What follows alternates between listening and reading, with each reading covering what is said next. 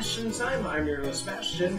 Let's get to some Nintendo news for you Rune Factory fans out there. Some slightly unsettling news came out that the developer, Marvelous, had to cease operations and file for bankruptcy.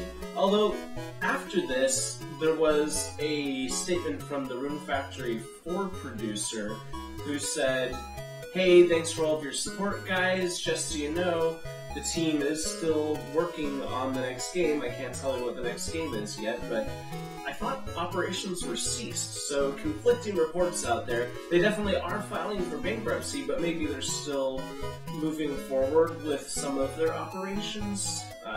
It's very confusing.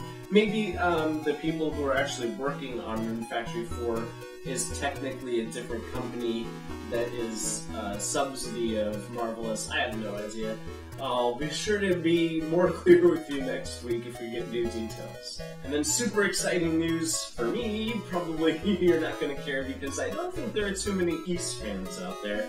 Specifically East fans watching Nintendo news videos, because East fans are by and large not necessarily Nintendo fans. They don't hate Nintendo, but they didn't come to East by Nintendo like I did.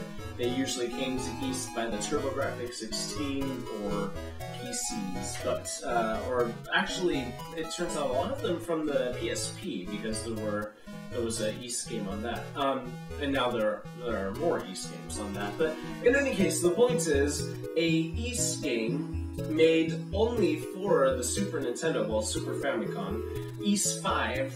Has never been localized officially, and fans have tried to localize it for nearly a decade, and we're having such a problem hacking that game to get that text. They got the text out and translated it, but getting the text back in was a huge issue, because I guess it was programmed in such a way that it was very cumbersome. So it looks like all hope was lost. I would check in on the East forum with the team who was actually working on it and be like, "Hey, I can't wait to play this, how's the progress going?"